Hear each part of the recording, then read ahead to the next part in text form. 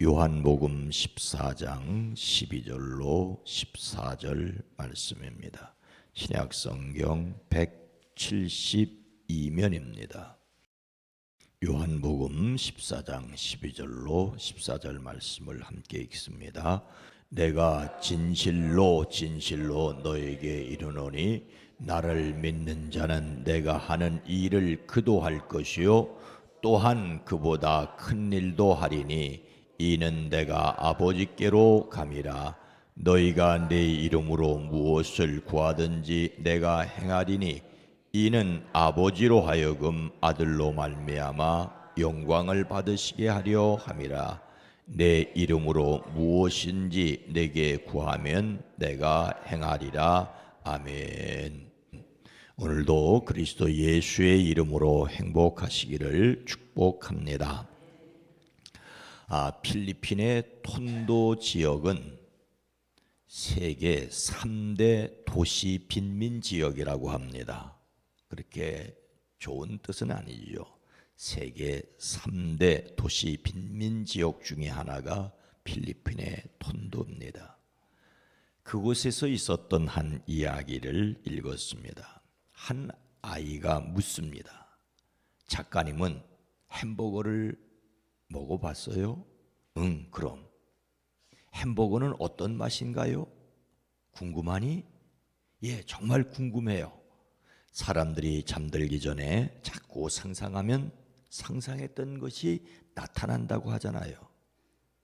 그래서 생각날 때마다 잠들기 전에 햄버거를 상상하곤 하는데 꿈에 나타나지 않아요. 사실 본 적도 없고 먹어본 적도 없으니 상상할 수도 없어요. 작가는 다음날 아침이 일찍 일어나 시내에 나가 아이가 넉넉하게 먹을 수 있도록 햄버거 3개를 사서 등교하는 아이의 가방에 몰래 넣어두었습니다. 근데 아이가 그 햄버거를 먹지 않고 그냥 가지고 왔어요.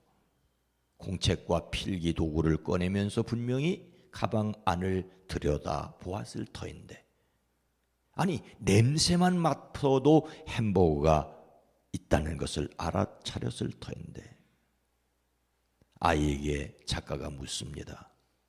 혹시 가방 안에 햄버거 있는 거 발견 못했니? 아니요, 알고 있어요. 하지만 햄버거를 준 분에게 고맙다고 말하지 못했는데 어떻게 그냥 먹을 수 있겠어요? 혹시 작가님이 넣어주신 건가요? 응, 그래. 이제 알았으니 어서 먹어라. 상하기 전에. 감사해요. 아이는 웃으면서 대답하더니 주변을 살폈습니다. 순간 혹시 3개를 모두 먹고 싶어서 주변 친구들의 눈치를 보는 것은 아닐까 하고 의심을 했는데, 아이의 행동에 그는 반성할 수밖에 없었습니다. 식당에서 칼을 가져온 아이는 햄버거 3개를 5개씩 15개로 잘라서 모여있는 친구들과 나눠 먹었습니다.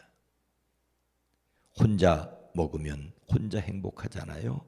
이렇게 많은 친구가 있는데 혼자만 행복하다면 그것은 진짜 행복이 아니라는 생각이 들었어요.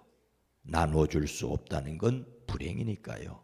조금만 먹어도 저는 행복해요. 우리 모두 함께 먹었으니까요. 작가는 말합니다. 최악의 빈민가에 사는 아이들은 황폐한 곳에서 쓰레기 같은 환경과 고통 속에서 살고 있지만 그들은 세상을 바꿀 엄청난 꿈을 갖고 산다. 예수님께서 제자들 곁을 떠나시겠다며 십자가를 말씀하시자 그들은 근심했지요. 그런 제자들의 발을 씻어주시고 새 계명을 주노니 서로 사랑하라. 내가 너희를 사랑한 것 같이 너희도 사랑하라고 말씀하십니다. 이것이 요한복음이 기록하고 있는 최후의 만찬자리입니다. 고난주간 목요일 저녁의 일이죠. 예수님께서 세상을 떠나시면서 그를 믿는 자는 어떤 일도 할 것이라고 약속하고 있습니까? 다시 한번 읽습니다. 내가 진실로 진실로 너희에게 이르노니 나를 믿는 자는 내가 하는 이 일을 그도 할 것이요 또한 그보다 큰 일도 하리니 이는 내가 아버지께로 감이라. 아버지께로 가기 위해 그들을 예수께서 떠나신다고 말씀하시자 제자들은 근심하고 걱정합니다. 그런 그들에게 나를 믿는 사람은 내가 하는 일을 그도 할 것이요 그보다 더 큰 일도 할 것이라고 말씀하십니다.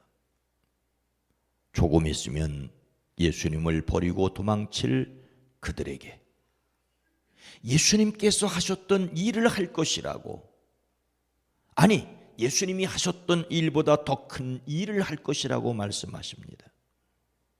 제자들은 예수님이 하시는 말씀을 도무지 이해하지 못하였습니다. 그러나 계속해서 예수님은 말씀하시지요. 더욱이 예수님을 믿는 제자들이 예수님이 하셨던 일을 하고 더 큰 일도 할 것이라고 말씀하십니다. 그리고 그 이유가 그것은 내가 아버지께로 가기 때문이라고 말씀하십니다. 이것은 세상을 떠나 하늘로 가시는 예수님의 약속입니다. 예수 믿는 사람들은 예수님이 하셨던 일을 더 큰 일도 할 것입니다. 우리도 예수님이 하셨던 일을 하는, 아니 더 큰 일을 할 수 있는 교회가 되기를 주의 이름으로 소망합니다. 예수님을 믿음으로 예수님께서 하셨던 일을, 그것도 더 큰 일을 할 수 있는 조건이 무엇이겠습니까? 너희가 내 이름으로 무엇을 구하든지 내가 행하리니 이는 아버지로 하여금 아들로 말미암아 영광을 받으시게 하려 함이라. 예수님이 하셨던 일을 하고 예수님이 하셨던 일보다 더 큰 일을 할 수 있는 조건은 두 개예요. 예수님의 이름으로 기도하는 것이고 하나님이 영광을 받으시게 하는 일입니다. 예수님 믿는 사람이 어떻게 큰 일을 할 수 있겠습니까?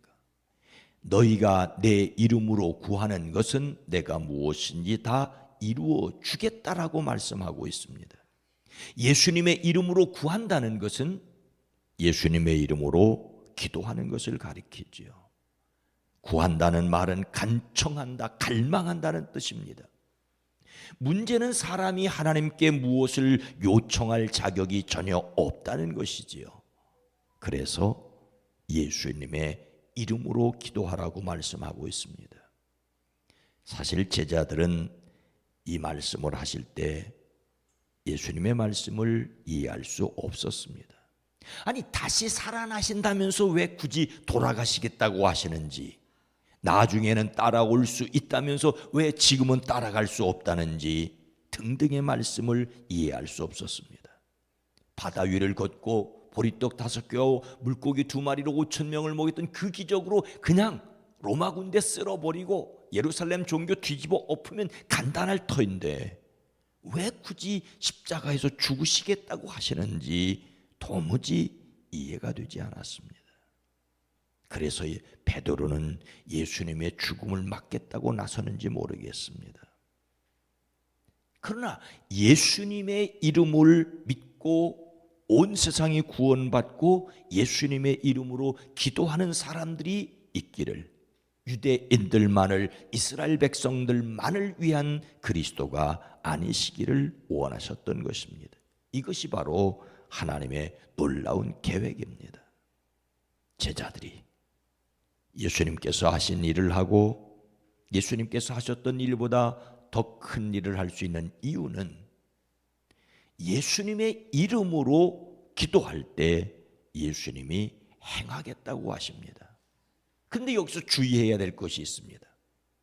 예수님의 이름으로 기도한다는 것이 예수님의 이름을 부적이나 주문처럼 여길 수는 없다는 것이지요. 예수님의 이름을 부르기만 하면 모든 일들이 해결된다는 것도 아닙니다. 예수님의 이름은 단지 그 능력이기만 한 것은 아니라는 사실이지요. 어떤 분이 대표 기도를 하게 되었는데 예수님의 이름으로 기도합니다라는 마지막 말을 잊어버렸다지요. 기도를 다 하고 나서 눈을 뜨고 봤더니 여전히 다른 교인들이 눈을 감고 있더래요. 그래서 또 할 말을 없어서 주섬주섬 하다가 또 눈을 떴는데 또 다른 사람들은 눈을 감고 있더래요. 그래서 할 말은 많사오나 이상 기도 끝. 아멘. 예수님의 이름으로 기도합니다라는 말이 기도를 맺는 말은 아니죠. 예수님의 뜻이 이루어지기를 바란다는 것입니다. 예수님의 이름으로 기도한다면서 자기 욕심을 위해 기도하고 있는 것은 아닌지를 스스로 물어야 됩니다. 아버지로 아들로 말미암아 영광을 받으시게 하려 함이라.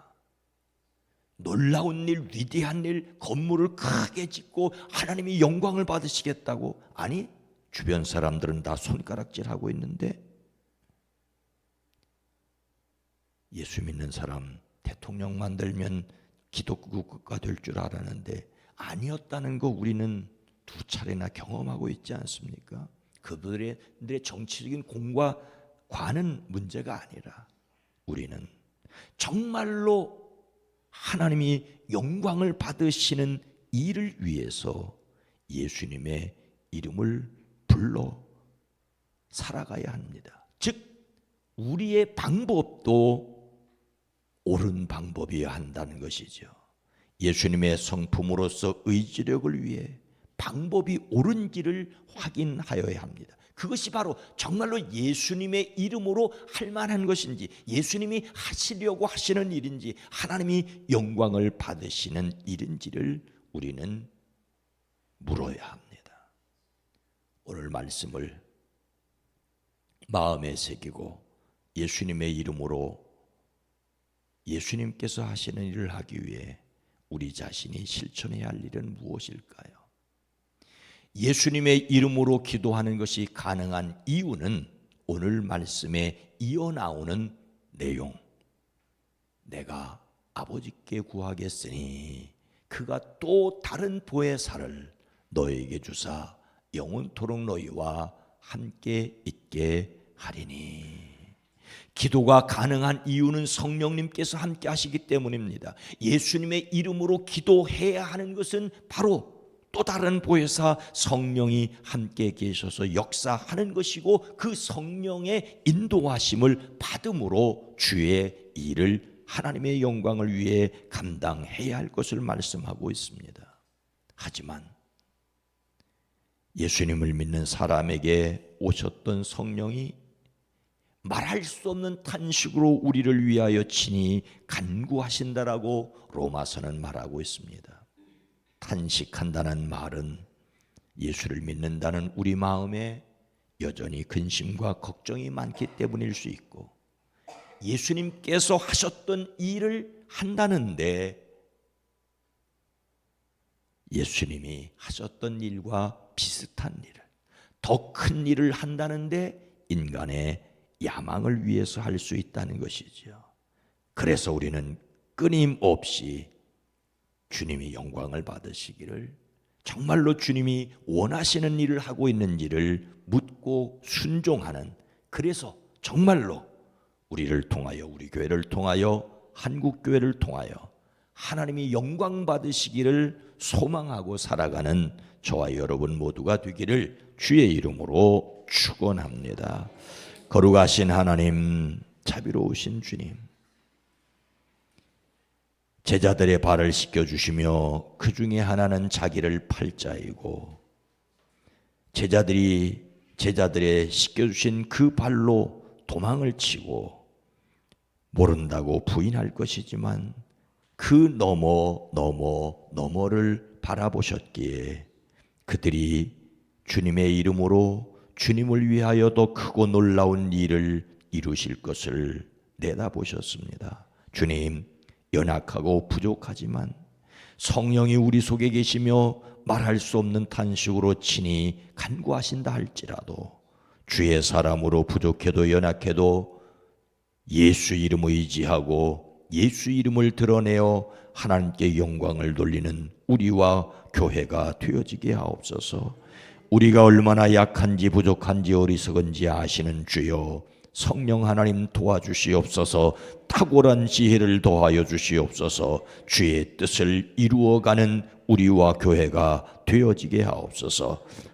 한 주간 사랑하는 성도들의 가정과 일터와 사업장을 주의 손으로 복되게 하옵소서. 예수 이름 믿고 살아가는 성도들의 가정이 복되게 하시고 예수 이름 의지하고 살아가는 성도들의 직장과 사업장이 은혜롭게 하옵소서. 악한 것 더러운 것은 막아주시고 선한 것으로 돕는 사람을 덧붙여 주시옵소서.